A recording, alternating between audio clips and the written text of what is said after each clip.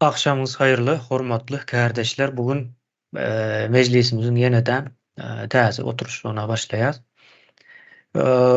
Bugünden ova başlayacak demelerimiz, yığdançyklarymız gaty düýpli we wajyp bir mesele. Wajyplygyny häzir nemäniň adyny okap bereýin, ondan soň düşündirjek bolaýyn. Täze Türkmenistana geçişi amala aşyrmak üçin ýöreýte ceza hukugynyň döredilmegi barada. Ildeşler bu taýy gaty möhüm, ýa-ni geçiş döwrüne değişli bir ceza hukugy boljak.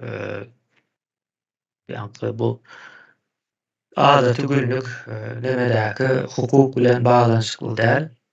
Bu bir deme tarapam bar, adatdan daşary diýip aýtsam bolýar, adatdan daşary bir hukuk düzgüni, ýa-ni cezalandyrma. Indi soňra bu taýda bir geçiş sözü geçýär. Geçişi amalaşdyrmak üçin diýip geçýär. Indi şu zady dogry etmesek diýmek geçişem amala aşmaýa diýilen ýa-da bir nemäni çykaryp bilýäs. Manyny çykaryp bilýäs bu taýdan. Indi geçiş bilen o ýöreýte ýa-ni ýöreýte şol bir wagtyň özünde wagtlanýa da bolýar. Wagtlanýa manysyny çykaryp bilýärsiňiz. Ýa-ni geçiş döwründe wagtlanýa o ceza hukugynyň döredilmegi. Indi biz nereden nereye geçeceğiz? Birinciden öz ihtiyarlığı bolmayan, garaşsyzlygy bolmayan bir ýurdun milleti öz ihtiyarly we garaşsyz bolma nemesine geçýär, tarapyna geçýär. Ýani biz döwleti bolmayan bir milletin o döwleti bolýan näme geçmese, ädime geçmesi diýen, ýa-ni dogry söz tapyp bilemok häzir. Düşünikli bolandyr. Ýa-ni köne Türkmenistany goýup täze Türkmenistana geçmek. Indi bu geçiş men geçtim boldy diýip ýa-ni yldan eden bilen, jar eden bilen hem aýryp diýen bilen hem geçenok. Bu bir ýa-ni bir hakyky demäniň näme diýip aýtsam adamlaryň o durmuşynyň düýp göter üýtgäp o başga bir durmuşa geçmesi de. O men o näme şeýle boldum diýip ýa-ni bilmedim ýa professor boldum diýip professor bolup bolanok soňra o belli bir çärelerden geçmeli. Synawlardan geçýärler. Birden zat ýazýar. Ýani bu taýda bir iş gerek. Muňa bizim eýlemek diýip bir söz bar. O eýlemek sözünden eýlem sözüne çıkaracak bolýar. Türkiýede de ulanýar. Ýani bir eýlem gerek. Köneden täze geçmek üçin. Indi köne näme? O köne Rus imperiýasynyň golasynda duran bir koloniýa aslında biz. Bu arada kän gurulmalar etdik, Rus imperiýasynyň häsiýetlerini gurulma etdik. Rus imperiýasynyň näde Türkmenistany ýa-ni hem açyk hem ýapyk görnüşde ýa-ni döwrüne görä sömürüp gelýändigini gurulma etdik. Bu zatlar ýa-ni gaýtalap aýryp durmaz, ýöne bizi ýa-ni dinleýän ýa şu taýda gatnaşyp gelýänler beýän hemmesi bilýän bolmaly. Indi biz şol görnüşden ýa-ni kolonial bir Türkmenistandan öz ihtiyarly bir Türkmenistana geçýäs.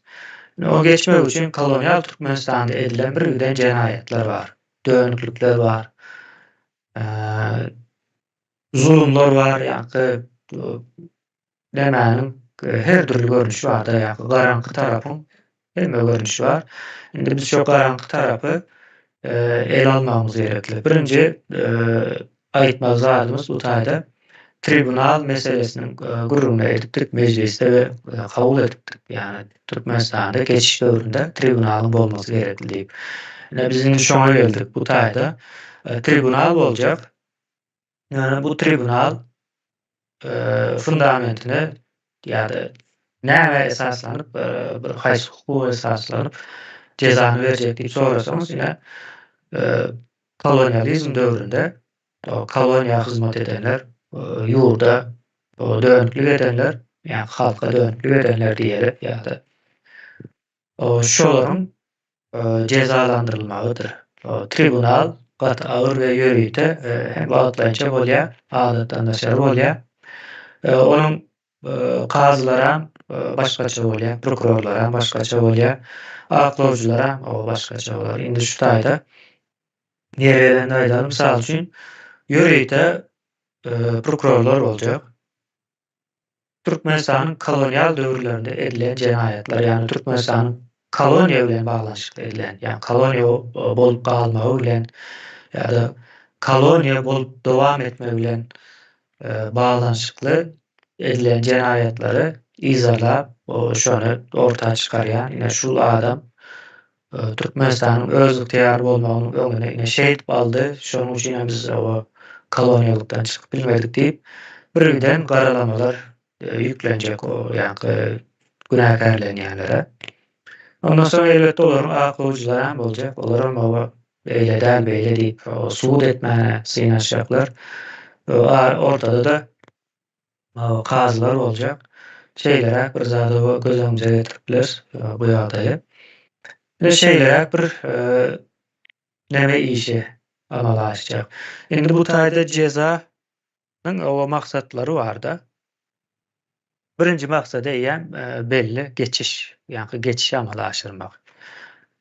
Jezasyny bermesen ýani ýagdaý düzelenok. Şeýleräk edip aýdaly ýönekeýnemede. Bir jenaýat eden bolsa, şo jenaýaty suwd edilip edip bolýan bolsa düzelilmeli, bolmasa da özüde olmaly-da. Soňam gaýdyp ýene-de şol wakanyň gaýtalanmazlygy üpçün etmeli. Ýani jezanyň maksady şoldur. Umum maksat şol. Ýöne bizde birinji gelýän nemesi geçişi amala aşyrmak.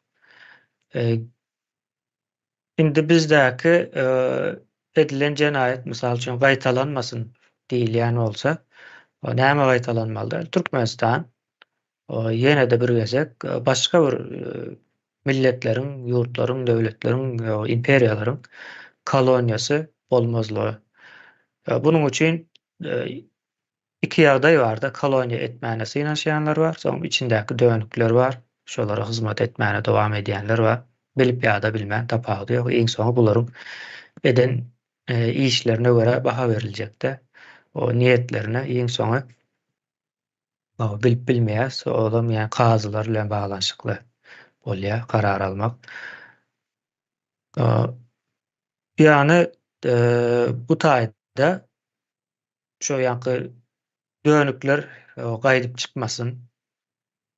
Türkmenistana gaýdyp taşynan birleri koloniýa edermen bu taýyn diýip göz dikmesin diýilen nemeler boljak. Indi şoňa değişli Türkmenistanda birgiden gara pullar aklaýarlar, narkotik serişdelerine işläp, taýynlap, öndürüp ýa-da ýol hökmünde ulanyp dünýäde ýaýratyp dururlar. Ondan soň gelip ýani yerli halk hiç ýeri ýaşap bilmeýärken taşynan gelenler paçalar ýaşap pul gazanyp gidýär. Şo zatlar bolmaz ýaly. Ýani namsymizi we mertebemizi dikeltmemiz üçin ýani hatda daşary ýurtdan şu Türkmenistanyň ýani kolonial döwründe jenaýat işlerine gatnaşanlaryna berk jezasy berilmelidir. Indi bu ýani tribunal bilen baglanşykly ýere. Indi bundan soňky uzun vadada, uzun wagtda dowam etjek ýene bir hadise bar, o lüstrasiýa meselesi. Lüstrasiýa gaty nemedir? Indi ikisiniň arasyndaky tapagy şu. Tribunalda göz görteli jenaýat edenler belli-de, mysal üçin Berdimuhammedow başgalasy, Raşid Meredow başgalasy. Ýene-de şoňa benzeş adamlaryň özüň so köpel dörmany. Bular belli açyk bunu göre jenaýata çekip bilýär. Ondan soň o jenaýata gatnaşypmagy näbeli, ýani bir arasaçylyk gözden geçirme işi edilmeli. Illüstrasiýa şoldur. Gel ine sen özüňe nemet. Ýani sen pul gazanypsyň Türkmenistanda. Şunçy bu pulu näme hasana gazandyn, näde gazandyn? Ýa-da aýdaly bir näçe ýyl prokuror bolup işläpdir. Sen Şu kolonyal rejimde näde prokuror bolup bildin? Diýip çağırılacak, hasaba sorulacak. Ol düşündirecek näde düşündirip bilýän bolsa, ýa kolonyal döwürde prokuror bolýan bolsam diýmek, halkyň garşysyna bolýan-da. Başga bir düşündürüş ýok. Şoň ýaly ýerlerden aýratyn geçiljek. Ol ne iýleşler gysga aýdylanda bugünkü nämämiz şol. Bizim ýöregde näme bar bilsek, ýöregde ceza hukugynyň döredilmeli bolsa näde döredilmeli? Ondan soň cezalaryna, käbir nämelerini gurrun etmemiz gerekli. Iň soňa ýagdaý iň gowy bilýän hem gürleşýän ýa-ni jemgyýet şu taýdaky Guruç Mejlis jemgyýetidir. Biz gürlemesek, biz üstünde tartışmasak bu meseleni hiç kim tartışmaýar. Ýa-ni köpçüligiň bir pikiri hökmünde tartışylyp bilinir ýöne bir hukuky bir nemesi ýokdur beýleki ýerlerde tartışylanda iň soňa. Ýani bunu bizim etmemiz gerekli. Şonuň üçin biz bir arada şeýleräk iýleşler 5 minut wagt boljak sebäbi söz almak isleýän adamlara hemmesi arkaýyn söz alyp biler ýaly. Şeýle bu arada düşünceleriniz, pikirleriniz geçiş döwründe ceza hukugynyň döredilmegi. Döredilmelimi ýa-da döredilmeli dälmi? Şo taýdan hem başlap bilersiňiz ýa-da başga öz düşünceleriniz bar bolsa. Iň soňy ceza vermek gaçynylmaz bizim ýagdaýymyzda. Şo cezany bermeseň geçişi amala aşyryp bolanok. Soň sorarlar bize ýa-ni şunça erwet bir giden zulümler boldy. Hiç kim ceza almadymy bu işin içinden? Demek ceza almadyk bolsa biz näde bileli täze Türkmenistana geçenimizi diýip adamlar sorap biljekde. Şol soraglary emetmez ýaly. Gurrunu açyk etmemiz gerekli. Adalatyň dikelmesi üçin. Şöhrat kardeşimize bereýin men sözü. Salam kardeşler, sesim var ya. Hawa. Sağlam şu interneti yapýanlar, taklayanlar, yaptıryanlar, şu kılındığında da materyal unuturdu. Esasen iň birinji derejeli ceza veriljekliň birine edir şu wagt ýagdaýda.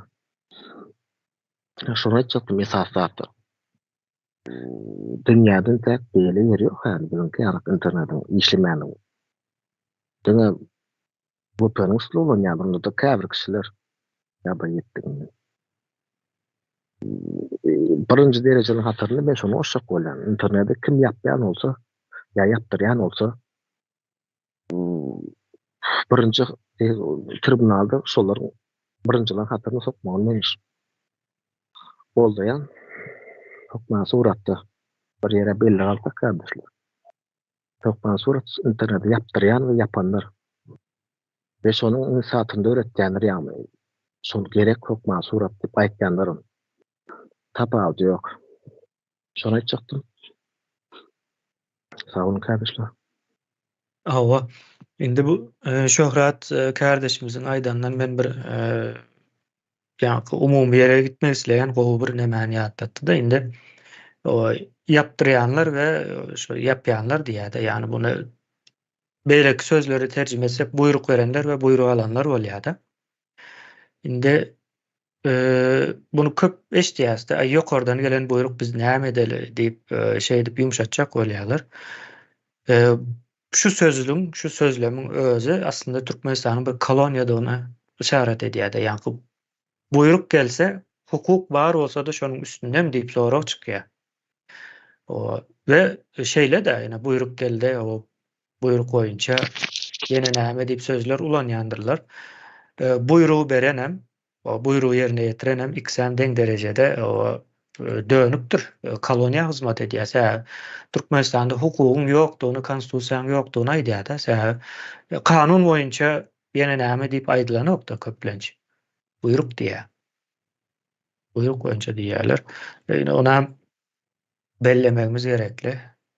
Şeyler hakkında o internet meselesi şeyle. Birçe goşak adymady aýdym. Siz alpdylarmy? Hı hı. Ya şol Yo, wagt eger gitipdi bu örentek. boldy. Şol buyruk alan olsa näme üçin şu alan buyrugyny duýdurmak gerek hiç olmanda ýa-da şol iş işlemeli däl. Dogry däl men gaçjak bolsam. Eger sen etýän işiň öwrüni bilýän bolsaň, näme üçin etýän ýa-da şol işte işleýän? Hiç olmanda sen başga bir zat turmuşdan duýdurup bilýän. Şol kim berýän ýa şol buyrugy sen ýerine ýetirmejek bolsaň. Beýle zatlar ýok. Ekeler etýärler interneti. Gitti çäpler. Şonuň üçin bu zatdan hiç şeýle men buyruk aldym ýa buyruk berildi. O zatlar geçerli bolmazam. Eger sen etýän bolsa şo taýda sen ýüklen dalıp işletýän adam ýok hiç çetede. İşlersin, işlemezsin, işlersin. Sisteme cevap karşılığın boyunu alyan işe varıldı. Ya da getir bilýän kim yaptıryan bolsa. Şu yaptıryan aýdy bilýän. Biz açık ya başka yerler açık. İnternette adamlar ses berýärler, aýtýarlar. Problemlerini düşündürýärler. Näme üçin bir ýerde bir adam ya öýü ýykylynda ya bir başyna bir bela internet çykyp habarlaşyp bilýär, näme üçin olar aýdylanyr. Eger hakykatdan hop salýan bolsa, başarmaýan bolsalar, gorkýan bolsalar, ol geçerli bolmaz öldürdiň soň. Ol bahany siz mutadyn birleşir sağ olun.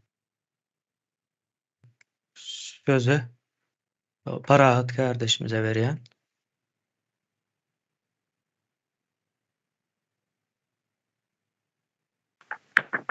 Assalamu alaikum. Hormatly kardeşler, vatandaşlar. Akşamlar hayırlı olsun. Başlangıç men azıcık rahatsızlığıma dedim. Bir tükürek bilir. Bir cezalandırmak, ceza vermek temasına. Şimdi bu ceza verilen ne edilmeli? Gayet şu Türk vatanına gayetlenmesen hiç tarihte şu çağatı artık çoğulu olanında sorar düğünlük adetleri bilinen hiç yaklaşık çıkmayarak kitaplara yazılmalı, tarihlere geçmeli. O şekilde kinolar düşürülüp bilir. Maşkalara, halka edilen zulüm için eğer ceza vermek niyetinde böyle nehli şu atki niyetinde hiç şehirine, yolta şehrine Margaret'te şehrine kurulan kovani ekologa vaylayan fabrikalar açılanlar. O tarlada yaşamak da zor. 2 yıl çilbeler şeyler sana adam özlerinde kesiller özlerinin yoğuşmasını kesilip beterler ülke diğerlerde. Ceza vermek olanı şu tarzaki hazırki yaşap böyle halkı şu atki zulüm edilen adamlar yerini çalışmalı deyip düşünen hem de şu tarzda özüne şu atki tutmasan hazır doktor Meduto deyip özü kalkmayanlar var. İşte bilmeyenler. İki boşluk bilmeyenler. İnsan şolalım yanlarına doktor edip koymalı. Özü moşuna etmeli. Özü bulaşıp özü yitip gitsinler şolalım. Şu tatlı vardı kino düşürmeli. Kaydıp tarihte yatan çıkmayalı.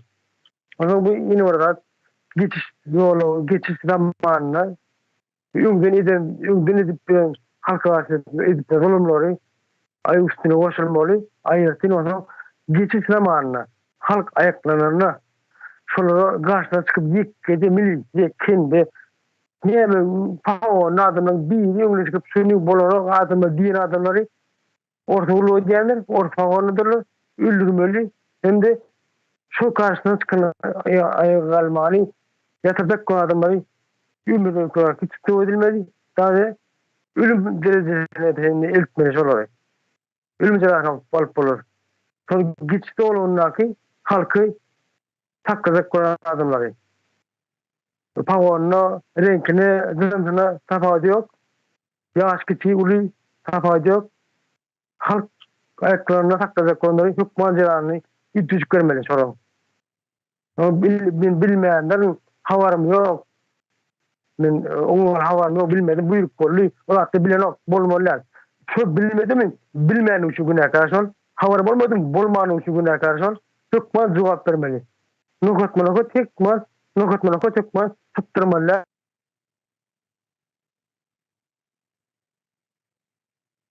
Ses yapıldı. Açık film vatandaşına Hı kerdesi. hı. Hı hı. Birinci orta atcan. Hı hı. Sağ olun minnettar. Hı. Sözlerim için. Şimdi Paraat kardeşimiz şu dayda bir Gowurzada da yine halk yani mecliste de gurrun geçipdi. Yani kanun hukuk yok. Şonuň üçin halk öz kanunyny özü dikelip ýaşamaly diýipdi. Şonuň üçinem o göreşmeli, hereket etmeli. Yani bir anarhiyadan çıkmaly şu an Türkmenistan anarhiya. Düzgün tertip yok. Kim güýçli bolsa şol ýoluny alyp gelýär. O inçedenem kagaz üstünde hemme zat bar ýaly görünýär. Yani halk ne herekete geçen wagty halkyň garşysyna çıkan adamlar o ýa-ni halkyň hereketiniň garşysyna çıkan adamlar hökman cezalandyrylmaly diýilen ýeri o dogry ony dikkate almak gerekli. Üstünde de aýratyna uzun gurrun etmegimiz gerekli-de ýene. Söze Gurban kardeşimize bereýin.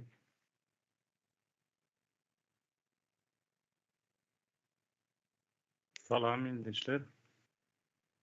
Yani men düşünüşüm şöyle. Cezany eden adamların öýleri çekmeli. Çağany günäkär däldir çağalary. Sebäbi ne uruşlarda da atda da eskeri hiç wagt cezalandyrýan däldirler. Diňe komandirler cezalandyrýandylar. Şonuň üçin çağalarynda mence günä ýok diýip düşünýän. Sebäbi biziň özümizem şu ýurduň daşyna çykman hak içinde wagtymyz şu zatdan hiç birini bilmeýädik.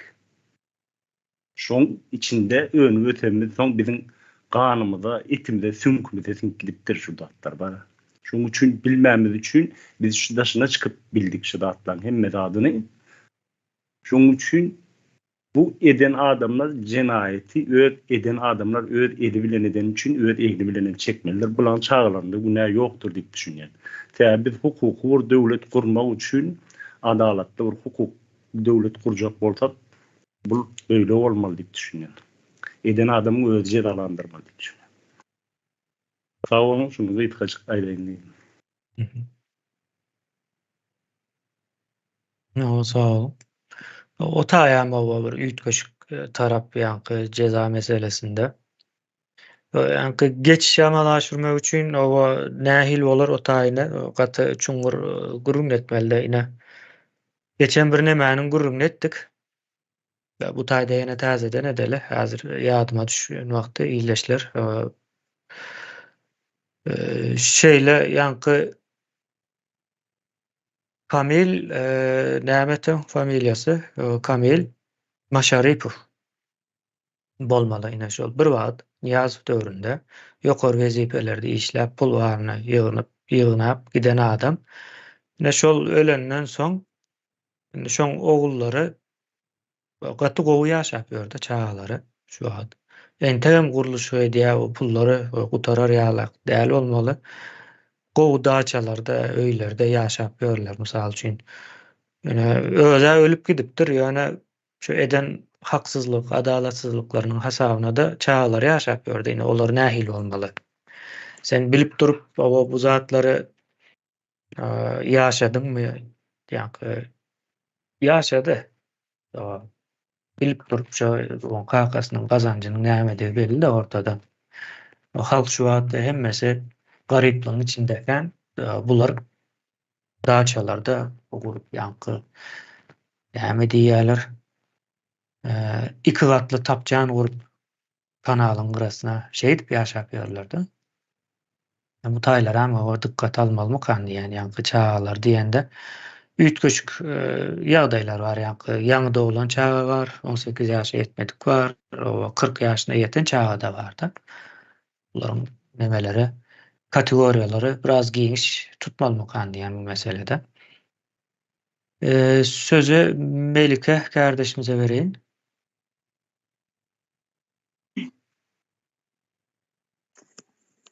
Men sesim gelýän kemeli. Hava geliyor. İnternetimde birazcık niyazatlyk bar bolan.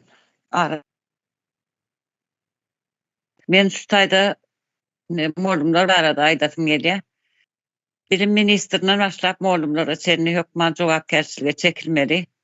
Şu çağlara edilen zulümler, ana zorlama, zaýal şol işler gatykän nimedildi. Şolara höküman suratda olara da özüne laýyk jezasy berilmeli. Yine bir soru ama şu taýda ortada olara jezasyny alar bolyn. Fiziki hem ruhu taýdan şo çağları ziyan çekdiler. Ortada şu çağları ne edip şoň özüne dolmaly. Olaryň emläginden alyp bereniň bilen ya konfiskasiya men edeni bilen şo zatlar ýerine düşjek zat derlene fizik tarapyny bir zat geçerdim bolýan şo çağılaň any şo kiçik sahna şonuň ölsede ýadydan çykmaýar. Olar köşkde ertip oturdy aýanda da gaty ergenç zat bu zatlar unutulacak zat däl. Şo çağılaň psihikasyna galýa. Soňky hayatyna da etkileýär şu zatlar. Şolary ceza verilenine şu zatlarym göz aldyna almaklaryny teklip etýän, soraýan.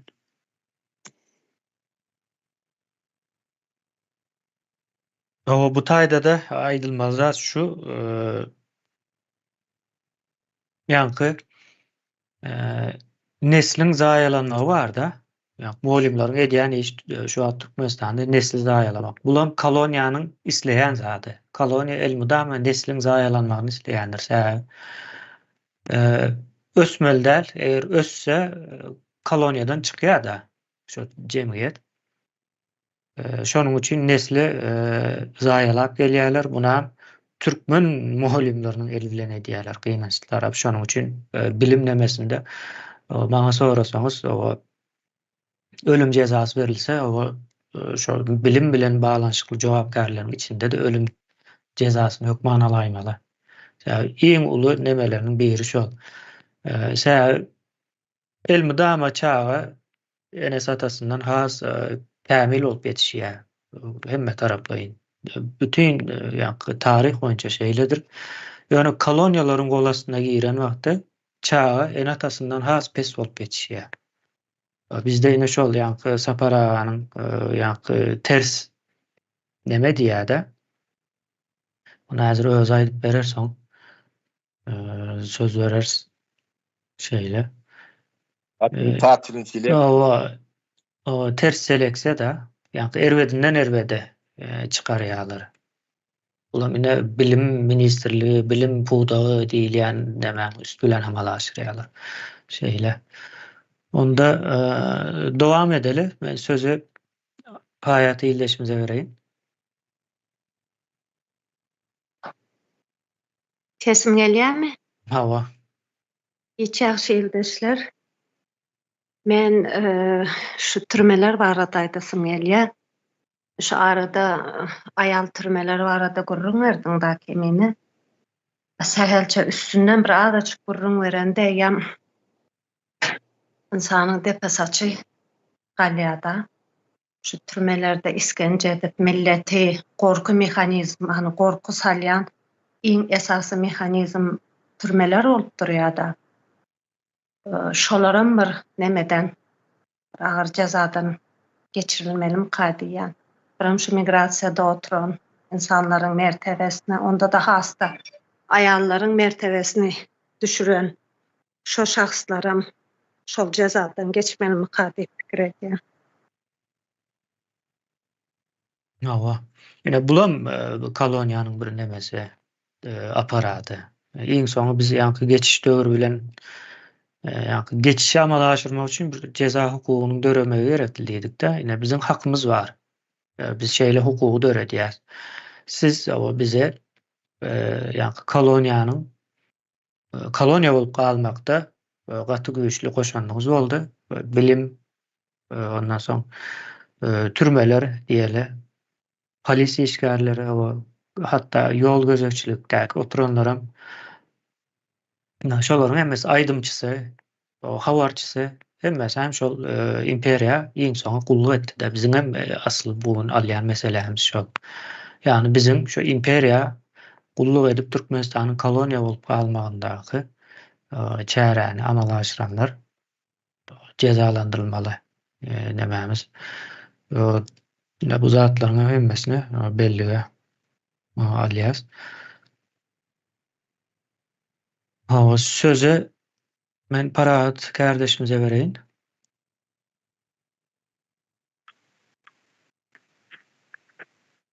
Men ýaky natatyna jera berýän çağatyna jera bermeler diýen sözlerine jogap berem bele.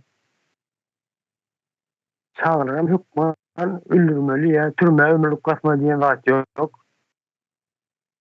Ýaşyna görä, gelişine görä döwlet wezipetindäki işlere almalar. Hukuk işleri, ona illüstrasiýa hukman geçirmeli. Kakara näde näçe toplanýar, hemmesini ödemeli. Ýa-ki çağlary ýa-ki diýen ýerlemde ýaşatmaly, göçüp etmeli. Öz edenlerini çağlara çekin. Halk edenini çağlara çekin. İşledin, arar ettin. Şunun ücreti kalkasının raylan topraklarını şunu geliştirsin. İmkan etsin, arar etsin. Adap yaşasın. Şu kalkasta işte edenlerini şu halk kötülüğünü mi? Şunu çağlara çekin. Ne için bu tarafa gidip dört diyenine özlerinin cevap tapsınlar öyle. Yani kalkımı şunlar kultur, şu hayattan bir şunlar kele dişliye neyret olsun kalkalım receremel diyinler öyle. Öyle bir kalkandan neyretsinler, nefret etsinler de. Yankı Muhammed kardeşime de açacak. Kurban olmalı diyalığına. Kurban kardeşime de açacak. Devam. Bu yine bir üýtgeçik bir neme. Hakykatdan Türkmenistanyň topraklaryny gaterwet zaýaladylar. Men hatda şoň üstünde biraz demediýän Saparada uğratdym da bir kızatlaryny. Şo taýdan men häzir aýtjak bolsam, topragyň zaýalanmagy bir üýtgeçik bir zat. Gidip topragyň üstünde bir zat etmeňe gerek ýok. Gaz çykarýan kükürt çykýar. Kükürt howa garşy çıkan kükürt howa garşan wagtda onuň ady bar, ýa-ni sulfur dioksit diýilýär. Ýa-da kükürt dioksit diýeli.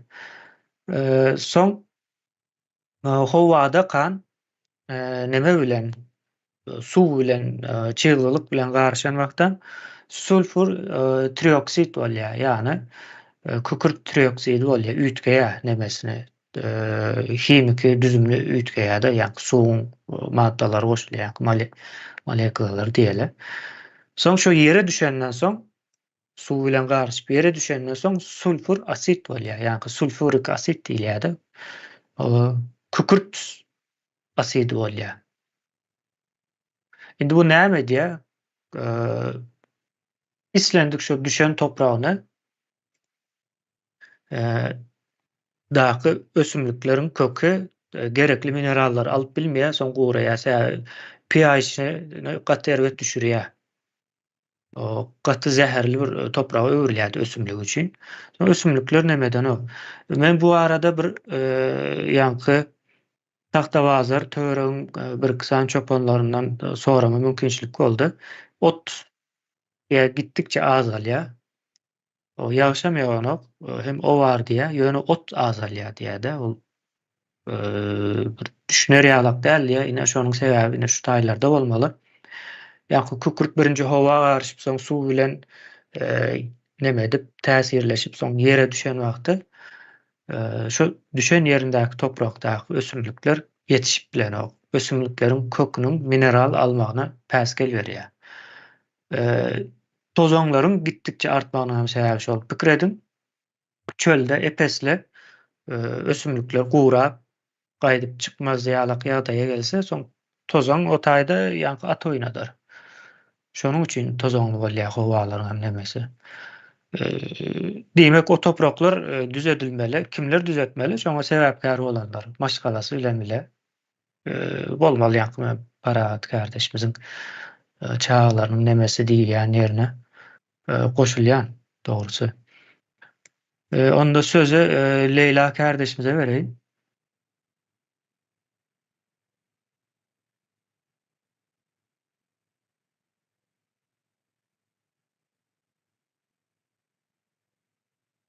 Salam kesdaşlar.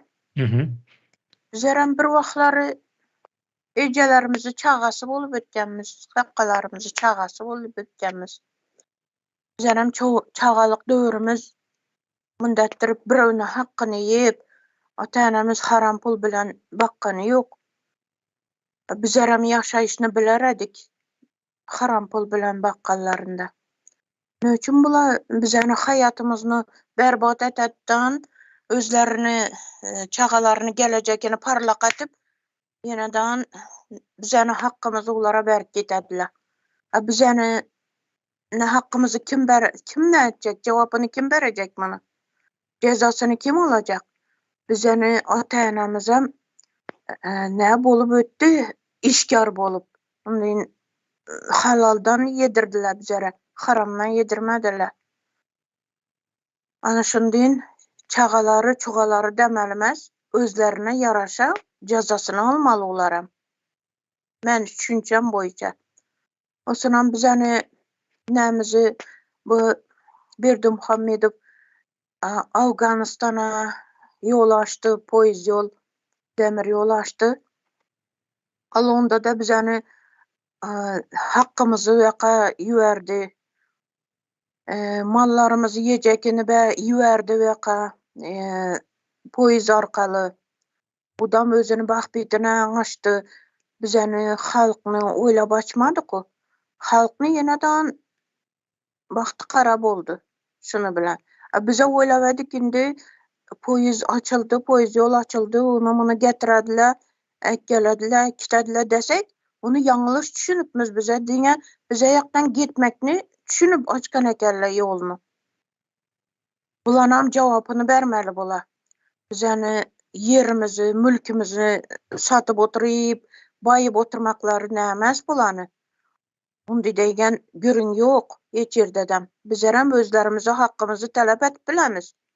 Indi cevabını berediğin zamanı geldi şunu. Şunu cevabını bersinler. Cezasını alsınlar. Öz nelerine göre cezasını alsınlar şula. Çağası, pakası da oturumuz. Bizerem çağalarımız var. Bizerem şu ýagdaýa geldik çağalıktan. 30 yılımız berbat bolup gitti. Hiçbir yaxşı gün görmedik. Kim sebepli? Ine şula sebepli. Aç gözle sebepli boldu. Üstümüzde oturgan ya döwlet başçı degen kanhorla sebepli şundi boldu bizeni hayatımız. Şunu üçün cezasını alsınlar. Özlerine yaraşa, yaşına yaraşa cezasını vermekimiz lazım. Şert. Ana şunu aytayım dedim. Rahmet söz bergeniz üçün. Doğru.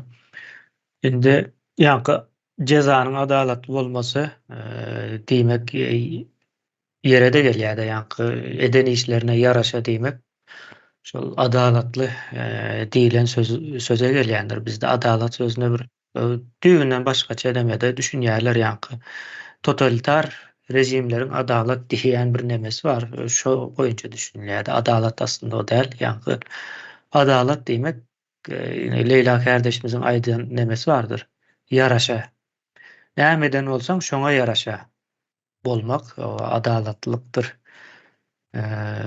Demesi. Ine bularam hakykatdan Awganistana da bizim ýurdun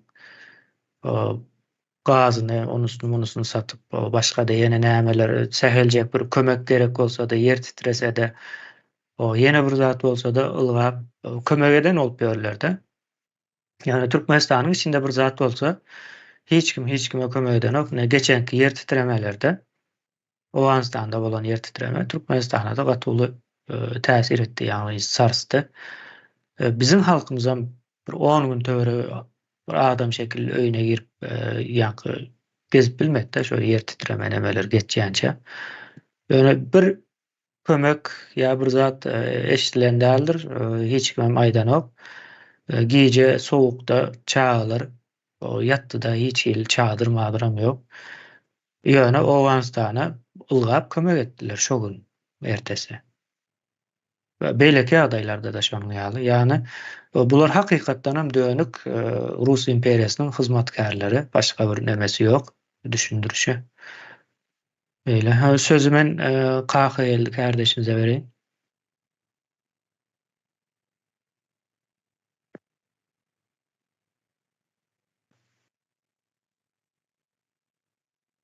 Sağ olun sözleriniň. Cezalandyrma meseleni hökman bermeli barına da. Nämeden olsa dutar olsun, arçyn olsun. Haýsy gulluk golaýsyn. Altynasır olsun. Kimin näde ýapgan olsun. Hemmesine görkezme. Çağalaram olsun, özlerim ceza vermeli. Etdilermi görsün çağalaram. Goý bilsen soňkular. Ne şeýto, şulon kakalar şeýtdi şo wagt. İşleýäke.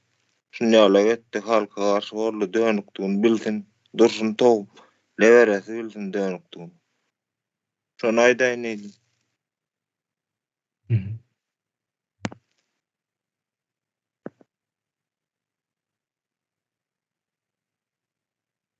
Awa. Sözü Murat kardeşimize vereyim.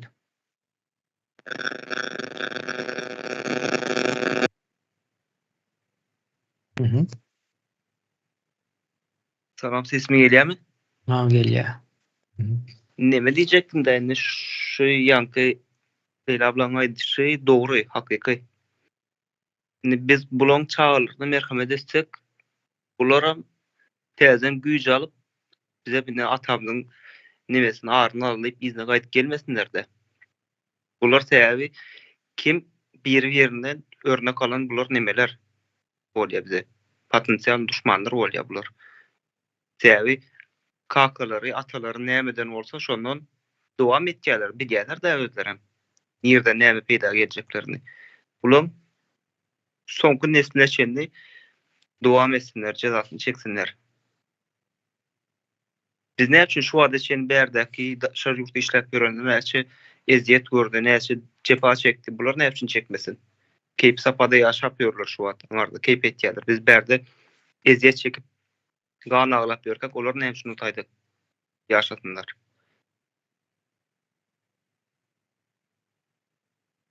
O adalatsızlyk bizim üçin adalatsızlyk bolýardy berdäk jebir çekenler üçin. Bir ceza çekýän hemmesem çeksin. Kim şolara bulaşan olsa, şolar bilen bir iş ýapan bolsa hemmesem birlikde çeksinler cezasyny. Çağalary barmy, başga nämeleri barmy, hemmes çeksinler. Däl şolar bir nemeden ahariýärler, bir ýerden bizim arkamızda neme etýärler, imitlenýärler. Bizim göz ýaşymyzdan, bizim derdimizden peýdalanýarlar. Biz näme üçin olara merhamet etmeli? Son geleceklerim görsen, mysal üçin biz şular ýaly neme etdikmi, значит, bize de neme gelýär şol. Ýalňyş etdikmi, bize de şo neme geljek diýip bir neme görsünler. Ýalňyş etmejeklerini halka, öz milletine ýalňyş etmelerligini görsünler, öwrensinler. Näçe wagt bize ziyan verdiler. Az çektirdiler. Biz ne şunları hem bolýar da sen kakyň jezasyny çeksin, ejengi jezasyny çeksin. Sen keypin sür diýip bolmaýar da. Sen günahın ýok, sen çağa intek diýip bilmeýän. Çağda bolsa ilki ýylan küçükken yetişir. Bularam şolar ýaly hakykat. Çykyrykdan yetişýär şo. kiçiklikden yetişdirýärler, özleri yetişdirýär. Yani ulansoň oglum sen men yerime oturmaly yetişdirýärler bular.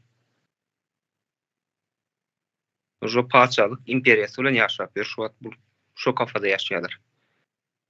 Biz olar ojo merhamet etmez, ojo biziň öz nememiz, minusumuz bolýar. Men pikirimçe.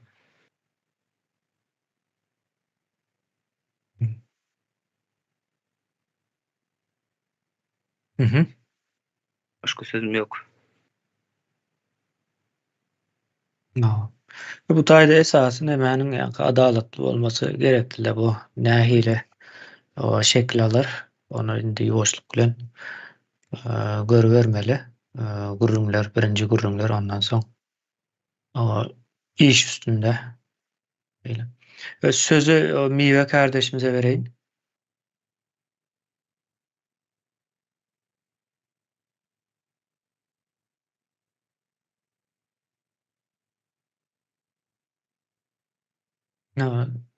Sesim gelýär mi? Hava gelýär. Salam kardeşler. Ne şu yerde hazır kardeşlerimizin hemmesem aýdyp geçdi. Endi meniň hem aýtjak zadym. Bizim ýaňy bir kardeşimiz hem aýdyp geçdi. Biz bu ýerde nähili ejizlik, ejir çekip kul bolup işläp ýörüs.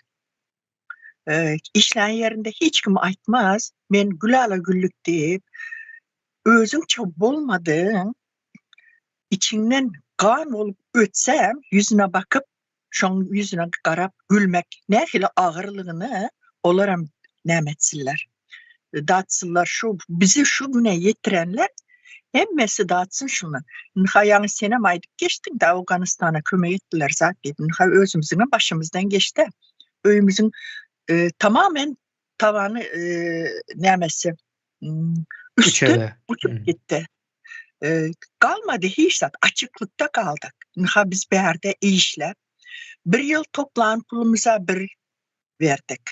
Ondan da şaran bir yıl yine işlep, yine bir yılam kar süzdük. Yine 3 yılın içinde son 3 yıldan son ne ettik?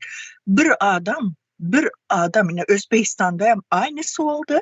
Oların prezidentan vardı. Olam bizden bir 10 yılı bir nemeden olam şu kolonyanın bir demesiz Orta Asya'nın hemmesi hem şu kolonya giriyor da yönü ne olsam orada aydımçılar, zatlar, battaniye var mı, yer içer var mı, saldatlar getirdiler, öyleri içinin düşen zatlarını ayrıştırıp zat edip her türlü kömek etti.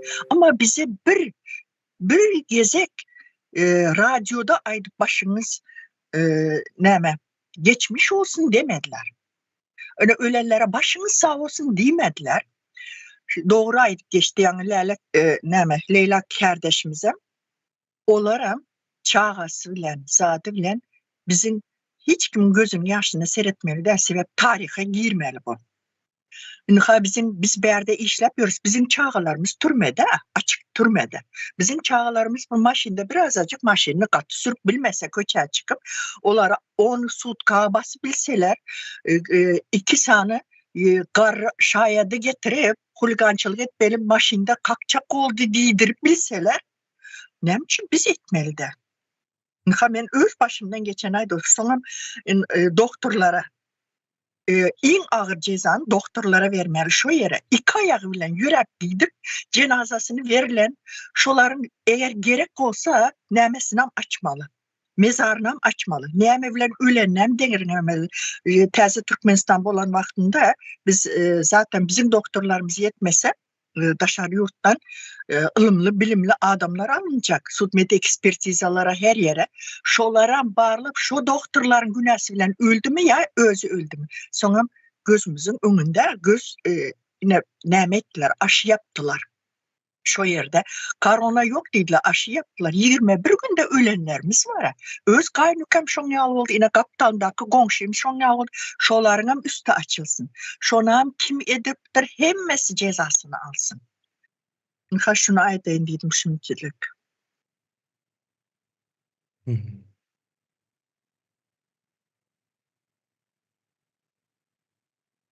O korona döwründe de birden sancım etdiler. Vaksina diýip ýöne adamlar öldü. O näme sebäpden bu vaksinalar nämen vaksinasy, näme üçin öldü bular? Sorulmaly hükmän suratda. Şurada yine bir ağız gep aytıp bilýär mi? Gep sözüm var mı kemine? Hı hı. Hı hı. Inha yakynda, häli bir 2-3 günlükde Komsomolskaň 4-nji poliklinikasyndan jaň edýärler-de. Siz hökman gelmeli, sizin matkaňyzda rak bolubiler, biz görmeli. Ben öz gelinime aýdýarlar. Goňşu golamlaram hemmesine şoňal gelmeseňiz, участковый aýtjak, milisiýanyň üstünden geljek diýmişler. Zorla. Soň yok biz barjak däl diýen gelinime. Dişini aldıranlarım ölüp gidiyor, aşı yaptıranlarım ölüp gidiyor. Men hiç kaçan size varıp analiz ettirmedim. Nereden siz mende rak varlığını bilýäňiz diýip telefonu koyupdurda. Ine şoň ýaly edip halky aldap alıp barıp häzir eşidişimize göre, alan maglumatlarymyza göre, aýdylşyna göre nereden seretsen 60-70% sifilis ýaýran Türkmenistanyň içine. Inha şu yerde sanepidstansiya dürüst işlemese, kanun olmasa, adalet bolmasa, nereden bir adam barıp özün barlatmağa baran vaktinde şu sağaman çıkar şu yerden. Inha sonra. Inha şoların hem cezasını vermeli. Şunu aýdaýyn diýdim. Hı hı. O sözü Hayat kardeşimize vereyim.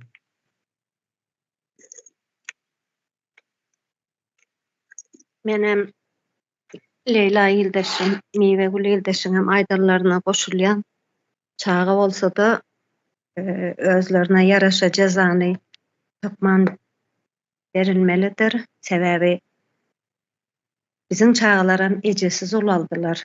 Ejesizliğin düýbüni ýaşadylar. Ýa-ni näçe ýyldaşlaryň taşlak gaýdan çağalaryny izinda näçe çağalary bozdular.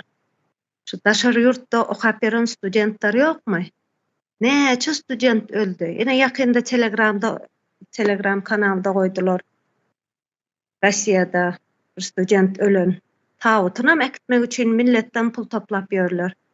İşini etmeli şu pasollaram şonu edenak da orada bilenak. Gene milletten pul toplap şeydip orada otyrlar. Oradana öýtüp edip çöplap orada otyrvelin. Orada madıklarım daşary ýurtda mezarlary galyp otyr. Ejeleriniň barıp ziyaret etjek bir mezarlaram ýok. Türkiýede näçe ýaşajyk oglanlar ýatyr mezarda. Olaram biriniň çağalary. Şonuň üçin olargan çağalaryna özüne ýaraşa jaza berilmese, bizim ezilen milletiň çağalaryna edilen haksızlyk bolar diýip düşünýär.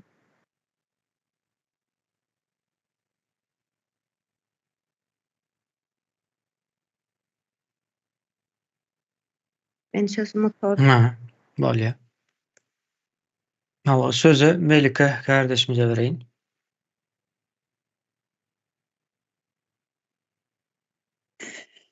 Kardeşler, men ergedek çağalar barasynda bir agyrrak diýen bolmagy mümkin, meni bir çaga düşmany diýip düşünmesinler. Men çağalar gowurýan.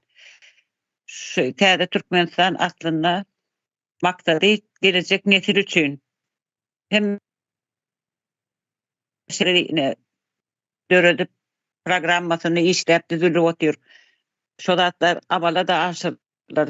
Ýöne biziň çağalanmadan hakyny iýdi. Şu aýraçylykda çağalanmady görmäne dar biz. İnternetler kapatdylar, biz sesini eşitmäne dar şolaryň.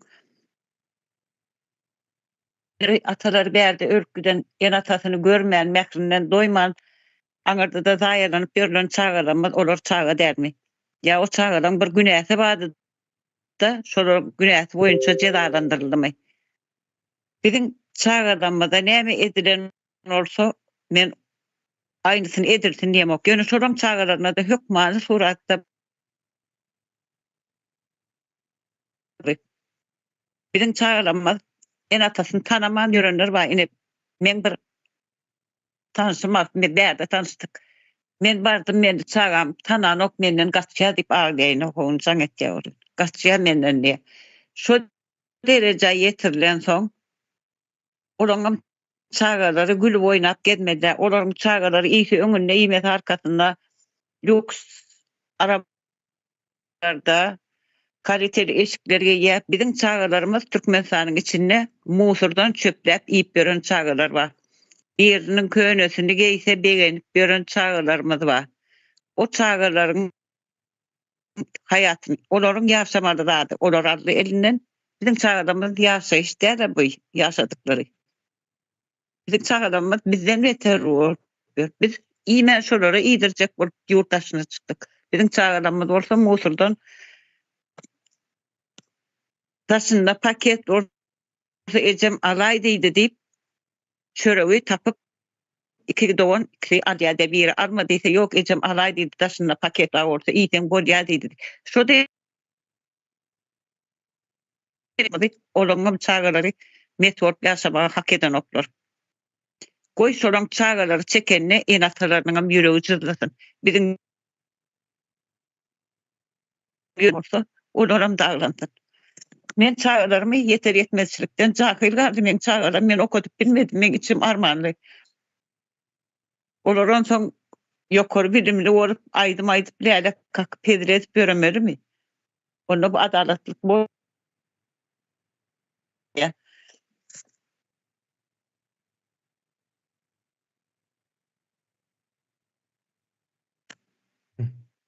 Sözüňizi jemlediniňizmi?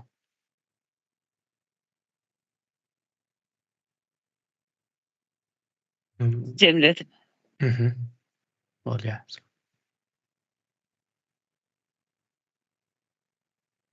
O ýaňy elini düşürmegi ýadynan çykaranlar, o elini düşürse gowy bolar, sebäbi nogoty garşdyryp bilýär. Sözü Bahar kardeşimize bereýin.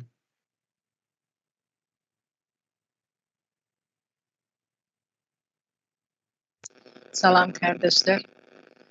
Benim haýsy tarapyndan tutup aýtjagym bilemem. Şu wagt mugallimler barada aýdaýyn, polisiýa barada aýdaýyn, jenaýet işlemeýän bir ýolbaşy ýokdur Türkmenistanyň içinde. Çağalarymyz özünden albaýsam, men çağam 4 ýaşynda wagtynda taşlap gitdim öýe. Ondan soň Aşgabatda, Krasnovatda o ýerde işlep, bu ýerde işlep. Meň oglum 7-nji klasdan 8-nji klasy geçende kanikullarda stroykalara, inşaatlara gidip işledi. Yine Krasnovatda indi häzir Krasnovatda ýaşasa o ýerden deport etmeler, könürgönje garşy. Aşgabatda barsaň, Aşgabatda ýabanjy şubada ýolda tutup öz Türkmenistanyň içinde biz ýabanjy bolup, ýabanjy şubada oturmalar. Biz süründük. Çağalarymız çağalygyny ýaşap bilmedi. Bizem ýaşlygymy ýaşap bilmedi. Ýöne öz Türkmenistanyň içinde kul bolup ýaşadyk. Indi bizi şu dereceye getirenler başındakilere ceza alsa, çağada günah yok diýilse, bizim hem çağalarymyzyň günahsy ýokdy. Bizim özümizin hem ýaş gelin wagtymyzdan kulçuluga başladyk. Bizim hem günahymyz ýokdy. Yeterli kanun boýunça çağalarynyň ceza almasyny isleýärler.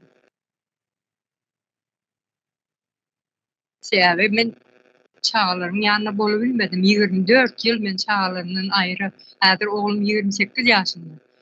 24 ýaşyndan taşlap gitdim ejemiň ýanyna. Men ejemiň öýünde yetimçiligi çekdim. O ýerde de gelin bar. Ejemiň öz arkasynda durany bilen. Hyzmatçy boldy. Bazarda araba sürdi. Okudan sonra okat bilmediler. Açım yaş wagtynda, kiçik wagtynda ejem meni okutjakmy? Bir gyzma aýdardy, men prokuror bolup bilermi? Polisiýa bolup bilermi? Oglum ýene bir de ýallary bardy, arzulary bardy. Hiç gaýdan bolup bilmedi. Aýdym indi işe ýarady diýende 7-nji klasdan 8-nji klasy geçende 3 ay kanikulda stroykalara gidip işledi. Çağam. Gyzym hamirlerde işledi. Çörek pişirdiğin yerde hamir edip işledi. Sürüne indi biz terzi Türkmenistan'a geldik. Onların cezasını çektiler. Ben o 3 yaşında 5 yaşındaki çağlarına burada değilmeyen yöne 9. 10. klas çağların akıllı yetiye. Emme zaten yine 40 yaşında da çağası olabilir. Çağası değildi de onların akıllı yetiye. atasının şeydir, zalımlyk et kazanan pulundan olaram iyi. El bäbek, pul bäbek. Mekteplerde ağzı gıyşıgan bolsa baýyň ogly geplesinip şonuň ağzyna bakýarlar. Şolara aýratyn bilim berýärler. Hemme zat edip biziň çağlarymyzyň onlardan hiç kim ýeri ýok. Biziň çağlarymyzdan şey ýaşap bilerdi eger ogurluk etmeseler, adalatly bolsalar, halky deň tutsa, Owganistany, Talibanlary Türkmenistanyň gazyndan bir produkty bolsa, bir näme bolsa Owganistany berdi, başga ýerlere berýär, Afrika gidip sadaka berýär. Şu sadakasyny Türkmenistanyň halkyna deň paýlasa, bizim bu ýaşar. Bizim çağlarymyzyň ýanynda bolup bilerdik. Bizim görüngünimiz ýok. Hiç ýeli. Indi 56 ýaşadym men. Özüm bilelim märi hyzmatçylyk edip ýörüm. Men adalet kanun boýunça ceza almasyny isleýän çağalarynyň özüni bilip bizim çağalarymyz bilen deň derejede men bilim almagyny islemeýän. Şol Türkmenistana barandan soňra şu öňkü kör sowat mugallimler şonu okasyn, doktorlarym şeýle ýapsyn. Bizim çağımyzda onlar goşulmasyn, ceza almagyny isleýän. Sağ olun. Diýjeklerim şu wagtça şundan ibaret.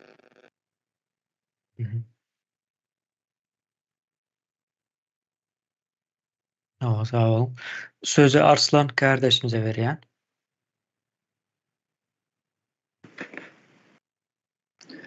Sağ ol meydan söz beren üçün. Sesim gelýärmi? Geç yaxşı kardeşler. Ben 2 yıldır bir aklımda bir zatlar düşünüp pikirlerine oturantı bir zadım vardı. Şunu geçen nimede Halmurada gayan biraz yakırlap geçti kardeşimiz Halmurada. 2015'ten bizim Türkmenistan'ın pulları has güçlüdekinde yani Kremlin'e aktarılmaya başladı diyen yalı bir fikir edip geçti de pikirini. O meneminde şuna yakırarak bir zatlar açacak olatirin. Dine pul değil de şu 2015. yıllarda neme vardı. Halkın arasında yani bir aydın fikirlenip bilyen, devlet işinden belli bir derecede akıllı yeten ya da hazırken şu gıtıtı rejimin adamlarını yakından tanıyan şunun yalı adamların ölümünü açacak olan mesela 20 yıl bunların yankı tanıyan adamlarım şeyle diyerdi de bu boluşumuz bolan yok devlet işine yani organ işine kantor olsun, hekimlik olsun şuların başına dine hiç sadı bilmeyen bir cahil başı çıkmayan, işini bilmeyen adamlar getirilip otur deyip şolar şu vakti şunyalı gürümler edetti de sonra önemken aydılıp geçti de haberleri aydın adamlarımız türmeye basılıp ondan sonra sistemini yakından bilen adamlar yol edilip ekranlarda ama bu adamlar halkın arasında da vardı. Mesela şular bir delde bir 2-3 tane tanıyanlarım vardı. Şu adamlar hazır açık ayda oturmayın. Mesela iş yerisinde özünden gitti, davlenisi kaldı deyip hastaxanalara hem götürülüp alı gidip o taydan hem cesedi verildi şu adamların. Şimdi şu tayda ne için deyseniz bu adamların ölümünün yılı yani 2015-2016 yılların aralıklarında şu adamların ölümü. Ya sonra şu adamların enteyem oğul kızları bilen havarlaşayan da şular yani manglayındayken de düşünediler. Ama bu zatları kaptaldan seyredip, fikirlenip otursan kebir Kebir yerlerde de köprak bir yerlerde gavat gelip duran deyin. Şu adamların ölümü. Ondan sonra çağlarına sorayan zat eden kov adam zat desem hava deyip geçediler. Ama bular düşünen yok entegem şoların ölümünün ne eldiğini. Ama bu adamlar şunu yalı özünden öz yüreği durup ya öler yalı adamlar delti bular bu adamlar akıllı yerinde adamlar olan için sağlığına seyredip yani özünü bir becerip bilen sağlığını koruyup bilen adamlardı da belli bir derecede. Yani şüpheli adaydı öyle ya da. O şüpheli adaylar da öldü. Çünkü bu yani ne demek ya o İranlı Atavayt'mış o. Yaşlı türmeden çıktı. Şu güzün edilen dövürler şu fikirler geldi de aklıma. Çünkü sinemesi zaten yeriken bağlantılı olan yılı şu dövürlerken de şu an bağlantı yerleri yani bir yerler yani bir dakika yazmıştım da yani biraz şu an bizim aramızdaki mesela şu aydın adamlarımızı yok edip bunlar belli bir derecede halkımızı kul düşüncede saklap yani kul derecesinde düşürüp bizim aydın adamlarımızı aradan alıp yok edip durdular da. Şu adamlara hükman suratta cezasını hem de tribunala çekilmeli. Çünkü bu adamlar hem az yetişer hem de seyrek olanı için bizim şartlarda şu adamlar aradan çıkması da mesela ben özüme misal alsam bir iş edecek vaktim ya bir zat onu bunu edecek vaktim şulardan maslahat sorayardım. Bunların veren gürünler zatları köpsü doğru gelirdi de. Bu adamlar yokman şu işleri alıp baran adamlar yokman cezasını almalı deyip fikir ediyen tribunalda özüne. Çağalarına düşünsem bizim mesela şu gece gündüz çağalarımıza maşkalarımıza sabır şükür ettirtirip yaşatır otururlar. Elbette bulanam çağaları sabırlı şükürlü olup yaşasınlar. Bizim çağalarımızın görün enesiz atasız ayrılıklarını bunların belli bir derecede yaşamalı. Şuna değin dedim Merdan hazırlıkça. Sağ olun söz vermeniz için. Düşüntürüp ayıp bildim deyip umut edeyim. Sözü Söhbet kardeşimize vereyim.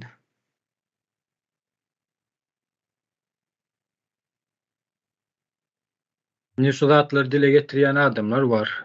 Ya bizim kardeşlerimiz, illeşlerimiz ya yine bir başka bir adamlar, bize değişli olmadık, başka bir vatandaşlar yurt derecesinde kalınıp parlayan cinayetleri dile getiriyorlar. Video çekip koyuyorlar. Ya şun minuslarını aydiyorlar. Garaf hakikatleri açığa çıkarıyorlar. Olun şolara karşı göreş alıp barıyorlar. Şu Türkmenistan'ın şu madki Goşadırnak içindeki goramorları ya hükümeti diyeyin. Yönü ne üçündür? Şu Türkmenistan devletin bütün yurt derecesinde Rus imperiyasına satılanlarını ne için aydan okur? Ya Rusya bağlı bolup hizmete bağlı olup duranlıkları ne için şu goramorlar aydan okur? Ne için ol vatandaşa karşı iş alıp barıyorlar, hareket alıp barıyorlar. Ne yan yakınna o da ne penyanna ki bir salman ne mani Ruslara değişli bolan hem hava menzil var o yerde hem samolyodu var hem şu ızdanyaları görközlük halkın sesi kanalına açıp görközüllü o Şu zatlar näme üçin görkezden oklaşylar watan satan habarlaryny. Beýleki owalarda, şäherlerde ýa etraplarda mekdep açdyk, sady açdyk ýa sport mekdep açdyk diýip, ýani şoňa meňzeş nemeler açdyk diýip propagandasyny alyp barýarlar, propagandasyny edýärler, watan habarlary bolsun ýa beýleki habar beriş kanallarynda bolsun. Şolar ýaly zatlaryň propagandasyny edýärler, ýöne näme üçin şol izdanýaň açylanyny habar beren oklar. Näme üçin, näme sebäpden? Ýa şol izdanýaň şo ýerde bardygyny ýa bolmasa Rus familiýadaky ýa Rus atdaky adamlaryň Türkmenistany şolar ýaly edet çekdirip ýa sömürüp duranlyklaryny näme üçin mehkemesi bolsun, prokuraturasy bolsun, ýa sudy bolsun, ýa ýokary ödegçiligi bolsun, ýa prezidenti bolsun, näme üçin aýdan okşulatlary? Gelip de ýani Türkmenistanyň bir halky ýa Türkmenistanyň watandaşy bu zatlar dile getirýär, edilip durulan jenaýetleri aýdýar, hakykati ýüze çykarýar, gün ýüzüne çykarýar. Bu näme üçin olara garşy iş alyp barýarlar? Hemen şolar ýaly bir slogan ulanýanlarlar şolaryň hakykati aýdýan adamlara ýa hakykati dile getirýän adamlara watan dönügi diýilen bir goşadyrlar içindäki sloganlary aýdýanlarlar. Ýa bärde watan dönügi diýmek hiç kim watanyna dönükli edýän däller. Ýöne şu watanyna dönükli edip duran adamlaryň minuslaryny, jenaýatlaryny hastor jenaýatlaryny bolýar, dile getirýändirler. Aslında watan dönügi diýen adamlaryň özleri watan dönük bolýar. Sebäbi bu zatlary dile getirtmejek bolup, şu zatlary gün ýüzüne çykartdyrmajak bolup, ýa şu zatlary başga adamlar bilen ýüzleşdirmemek üçin şolar ýaly hereketler alyp barýanlar. Onu bil kastaýyn alyp barýanlar. Sebäbi bularyň Rus adamlaryň ýa Rus imperiýasyna baglydygyny bildirtmejek bolýarlar. Hiç kim bilmesin diye mankurt atsın, yankı mankurt koyacak bolýarlar. Garaz ähli zady näme edýärler şu halka garşy? Ähli zady. Bir jenaýet bawazy dünýäde edilip durulan, alınıp barýan jenaýet bawazy şolaryň ählisini türkmen halkyna garşy häzirki wagtda alyp barýarlar, uýgulap durlar. Ýani bu edilip durulan jenaýetlerden soň, ýani halk şolara gözüni yumar edýärmi? Ýa bagyşlar edýärmi? Şu zatlaryň öňüni asliyetini biz almalymy? Kim almaly şu zatlaryň öňüni? Ýa Türkmenistanyň howpsuzlygyny goraýan, öňünden gelip biljek howpsuzlygyny goraýan bir howpsuzlyk edarasy bar, ýa howpsuzlyk guramasy bar. Hani bular näme üçin bar onda şo guramalar? Nire işliýär? Kim üçin işliýärler? Näme üçin şu zatlar dile getiren oklar? Kanun çykarjy edaralar bar, prokuraturasy bar, sudy bar, ýokary ödegçiligi bar. Bular näme äser edýärler onda? Kim bu zatlary dem açyga çykarmaly? Yani buların eden jenaýatlary sanadan köp. Häzirki wagtda şu adam dowam etip durlar. Ýaňur paragat kardeşim aýdyp geçdi, daýana halk hereket edende, halk hareketlenende ýa halk köpçülik bolup öňe çykanna protest eden wagtlary şolaryň aralaryny bölmek üçin, şolaryň öňlerini almak üçin öňüne çykan adamlary jenaýetkar diýip hatap etmeligi aýtdy-da. Elbetde ol häzir şu halk aýaklanan wagtda şu wagt halk aýaklanyp başlady. Aýaklanyp dur. Yani birazdan aýtsak, has dogusy gysgaldy aýtsak, dile getirip dur. Dile getirmem aýaklanmakdyr asliyetini şu zatlar dile getirmem. Şu wagt şulara garşy çykyp durlaryny şu mehkemäň işgärleri ýa bolmasa içeri işleriň edaranyň işgärleri bolsun, tapaw diýip gitsendi garşy çykyp dur. Bularyň jenaýetlary nähile bolarny? Ne şeyler hak bir soraw çykýarda. Şu edilip durulan jenaýetlerden soň ýa şu wagtky ýagdaýda alınıp barylyp ýurt derejesinde alınıp barýan jenaýetlerden soň halk şolaryň hiç birine bagyşlamaz. Şonuň üçin siz mehkemäň işgärleri ýa içeri işleýän edaranyň işgärleri ýa tapaw diýip kim haýsyňyz, kim bolsaňyz bolun, edil şu wagtyňyz barka günäňiziň bir adajygan bolsa bagyşlanmagyny isleseňiz ýa çağalaňyzyň gowdurmuşda ýaşamagyny isleseňiz, häzirki wagtyňyz barka halkyň tarapyna geçmeňiz maslahat berýär. Soňundan ertesi gün giç bolýar. Ondan soň geçecek diýseňiz hem, bagyşla diýseňiz hem bagyşlanmaýaňyz hiç biriňiziň günäňiz. Şonuň üçin çağalaňyzyň gelecegi üçin, ýani öz gelecegiňizde özüňize gutordyňyz. Indi bundan soň siz ýaşasaňyz hem ýaşamasaňyz hem bir köpük hiç ilme gymmatlygyňyz ýok. Durmuşyň gymmatlygy siz üçin ýok hiç il. Wagtyňyz barka geçiň diýjek bolýan we bulara degişli çärelerini ýa-ni görülmeli bolar. Hükmany ýagdaýda çağalaryna da. Şunu aýtjak bolan kysgaça. Ýa-ni şu wagt sesini çykarýan aslında bir hereketde doğrudan. Oňa şu basyş edýärlerde o soňky wagtlar ullakan basyş edip bilen oklar. Ýöne hereket indi bundan soň has ul boljak. Ulu herekette ýa-ni aýdylşýaly bolmaly. Ber karşylyk berýän bolsa diýmek jezalar hem gaty berik bolmaly şolaryň. O zatlar hem ýuwaş gurrun eder. Men söze Murat kardeşimize berjek. İçeriz kardeşler. Cezalarına da gurrun etsek. Olan 30 yılına ağırlar. Öldüren adamları uruşda vurmada şeyle öldükleri belli değil la. Olan öldürüp yemeden adamlar, yitiren adamları. Aydın adamlarını, her türlü adamları tapağı yok. Hiç illi cinayet etmedikleri boynuna koyup yaşamamindir istet.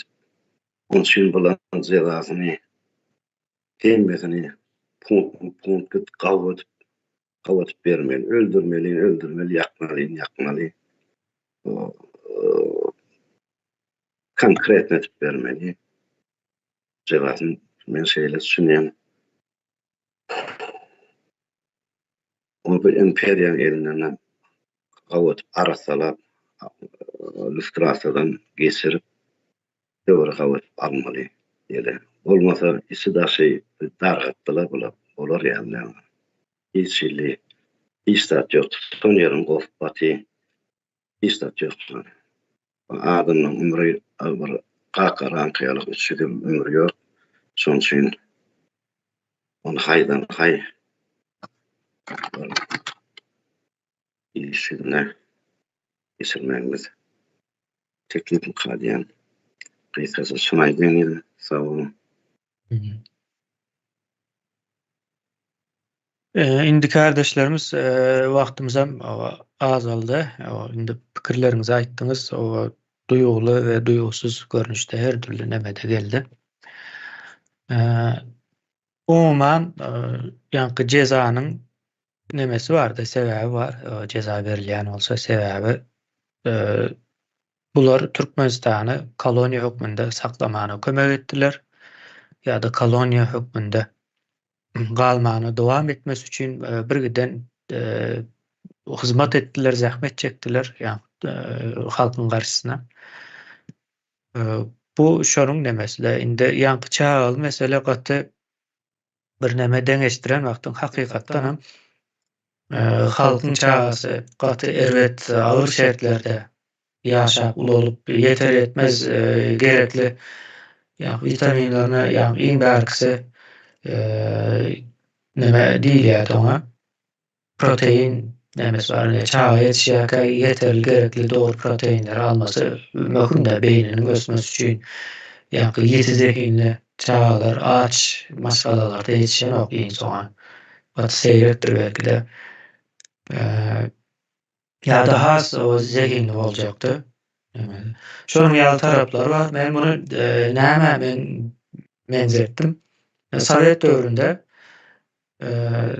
orusların çağaları paxtağa gidip ya yine bir zat edýänlerdir. Bolmalysy ýaly iň ýokary Sowet nemesiniň iň ýokary derejesinde bilim alıp o saglykly ýaşap ýetişip demekdiler-de. Ýöne bizim Türkmenler çağaları bolsa paxta ýygyp okuwa gitmän, paxta meýdanyndan ondan kowalanyp ýetişip ondan soň ne aňyr ne bäri diýip bir gurrun etdiler sapara. Ne Türkmen bolup bildiler, ne Orus bolup bildiler. Kimliksiz galdy-da. Sowetly diýsen sowetly däl, sowetsiz diýsen sowetsiz hem däl. Diýen ýalak bir nemede galdy. Indi edil şol zat şu Türkmenistanda gaýtalanýar. Ýöne bu gezek Orusyň çağasy däl. Bu gezek döwlükleriň çağalary aýratyn bir şertlerde ýaşaýar. Halkyň memesi çagasy iň agyr şertlerde garyplygyň içinde ýaşap gelýär. Indi men ýa-da aýdylan gürümler şu zatlar esasında aýdylýan bolmaly. Sebäbi şol bolmaly. Ýöne ýanky aýdışmaýaly çaga meselesi ýa-da doglar var. 8 ýaşyndaky var, 18 ýaşyndaky var, 40 ýaşyndaky bar da. Bularyň nemesi iň soňy şol en atasynyň jenaýat işine barşmadygy bilen baglanşykly bolup ele alınmaly bolar. Iň soňy muny ýene-de gazy nemelere çözjekdi. Ýöne bizim bu taýdaky düýpli çözmeli ýa-da nemesine siyasi bir neme çıkarmamız gerekli bir mesele. Şu koloniya döwründäki adamlar tribunala çıkjakda. Soň bize ceza hukugyny öwretmeli. Ceza hukugy diýilende bunu açyk aýtmaklyk gerek. O nähil ceza hukuklar var. O ölümden başlap pul cezasyna çenli gidýär-de ýpesi. Arada nemeler var. Tutsawlyk var. Ýene näme var, şonu ýaly ýerler gelýär. Şu zatlaryň gürrüň etmeli. Bu ceza berilen wagty bizim Türkmenistanyň awry, namysy dikelmeli. O halk ezilmekden psikolog taýdan çykmaly. Şu cezany gerekli ýa-da jenaýetçilere, günahkarlara cezany berip bilemekden hem adalet dikelýär hem halk bir howpsuz bir ýurdu göjegine getirip başlaýar. Indi diýmek jenaýet edenler cezalandyrylýar. Bizde arkaýyn ýaşap bileriz, ösüp neme edip bileriz, ýa-ni dünýä gatlyşyp goşulyşyp bileriz diýilen ýaly bir neme derejede. Bunun aňyrsy şeýle bolmaly. Indi edilen gürümlerden netije çıkardım. Aýdylan zatlar iň soň pikirlendirýär adama. Şeýle men sözü Halmurad aga bereýin. Soň ýoşluk bilen bugünkü oturuşymyzy jemläýäris. Sağ olun. Salam kardeşler. Bu diýsen gaty agyr gürrümler edildi o mecliste. Esasanam neden kardeşlerimizin o ýüreginden edilen aýdýan sözleri bize erkek kişilere gatagır derýär. Yani bu durmuşymyzda bar zatlar. Görüp ýa çekilip oturan dertler şolum ne şu taýda şu meclise aýdylyp otur. Nämeden başlandy şol en atalar jenaýet eden bolsa çağalarynyň akbalyna ahir bolar diýen tema şu hana öz görüşüňizi bilişiňizi dünýä garaýşyňyzy ýaşulary berilmeli jezanyň nähil tertipde we nähil möhletde bolmaly bardy şular ýaly gürrümler edildi. Indi men şu taýda bir zat deňeşdirme getirjek bolýan. Ine olgun ýemede internetde ýüzüme çykdy. Türkmenistanyň şu TikTok'da goýupdyrlar. Bir ýaşy 50 baran ýöne o çağan ejesi däl, belki enesidir ýa mamasydyr. Eline şol ýanky emjekdäki çağany güjeňläp saklapdy. Oňa boýnuny altyndan zynjyr hem de şu zynjyra dakyran altyndan soska. Soskanyň daşyny şol ýanky gymmat baha daşlar ýelmenipdir. Ol şol bilen edi bilşim şu diýip göz edip halka görkezýär. Şol bir wagtyň özünde de halkyň çagasy esasan 95 götürüm ýa 100 götürüm halkyň çagasy ne yeterlik derejede ýanky ýere içeri ýokumly iýmiti bar bularda. O şolatlar ýok. Ne de höwes edip geýere geýim gejimi ýok wagty ine haram horlar şeýdip halkyň gözüniň öňünde edip oturan göjaralygy şu. Elbetde bu zatlar halkymyza gaty agyr derýär. Şol entek emjekdäki çağan boýnuna dakylan şol altyn zynjyrly daşlar bilen bezerilen altyn soskan bahasyny hasaplasaň belki bir gidip ýatan çağlar bagyny gurup boljakdyr şo puly. Diýmek, näme hasabyna şu haram pul ýoňaldy. Halkyň hasabyny, döwletiň gaznasynyň hasabyny, şo taýdan ogurlanan pulun hasabyny. Olum şu emjekdäki çağız şeydi pülpülläp ýaşaýan bolsa, ulalaryny näme çykar şu çağda? Döwlete, millete, watana göpaly bormuş ol. Men bolar diýip aýdyp biljekkä, sebäp türkmeniň bir sözü bar da gawundan eren kalar diýe. Emme almada öz bagyndan daşa düşenak diýdi. Bulan eýen birinji nesillerle terbiýelep oturany. Ene şu taýda bar balkaly kardeşlerimizden bilýändir. Şaçanna Qur'an olyň tohumy Kaspy dengizine diň jalma geleni abadany dolu ýapýarlar, şo taýda bir haram keyp edýärler. Soňra da şol ýanky deniz gemilerine minip, katerlere minip, ene şol denizde skuter deniz suw skuteryny sürüp şeydi keyp sapa sürýärler. Şo döwürde de türkmen halky denize çykmak bolanak şolara gadagan. Bulanam çağasına şeydi beni denizde bir hepde bir aymy diň jalýar. Bizimkilerim güne zıldırdap yanmalı. Esle Çarçoğu'da, esle Daşoğu'da, esle Balkan'da, esle Akal'da, esle Mara'da. Yani şu Tayland kılan çağalar ini şey yetiştirili. Bunlar için Angliýanyň mektepleri ya ýokary okuwjaýlary, Amerikanyň ýene bir döwletin, Fransiýa hemmejigini pul berip okudýarlar. O pullylaryň ýöne pullar. Sanlyk pul uradýarlar bular öz haram döwletlerini okutmak üçin. Ene tapawut ştaýdy. Ondan biz bunu adaletli çözmesek nahil var. Halk bize näme diýer? Gaty dogry görünür etdi şu zenan kardeşlerimiz. Emmes ählisi Leyla kardeşimden, Malika muallimim, Miwul kardeşimden bakar hemme zenanlarymız adın hemmejin ýetişip boljak ştaýdy. Ähli Allah'ın dogry diýmek biz sonra meclis bolup karar kabul edemedi. Şu zatlara doğrudur baha vermemiz gerek ve netije çıkarmamız gerek. Şonay da inidim. Aydın pikirleriniz için sağ olun. Gatı ağır görürüm, ýöne gatı doğru görürümler bol goy halkymyzdan dinlesin, görsün, bilsin, özüne gerek netije çıkarsın. Sağ olun. Sağ olun. Murat kardeşimize veren sözü. Ýene menen bir açyk goşaýyn istadim. Hanlaryň aýtýan emmes dogry. Görüm ýok. Ýöne şey gagan ýemede dağa duvara hiç şeýlislerle gaýtalanmady ýaletmen. Şu qyýsasy şonaýdan indi. Hiç wagt. Gelecekde de ondan arka ýerlerde konkretny tarihde ýylyp gitmedi. Şonu diyecek oldum. Olya sağ olun. Bunda hormatly kardeşler, bugünlükçe ceza hukuku geç amalaşıp bilmek için ceza hukukunun yani yörete ceza hukukunun girilmesi boyunca ilkinci oturuşumuzu geçirdik. Bu devam ediyor. Haçanda bir netice barlayanca devam edecektir. İndik oturuşta görüşeceğiz. Sağ olun.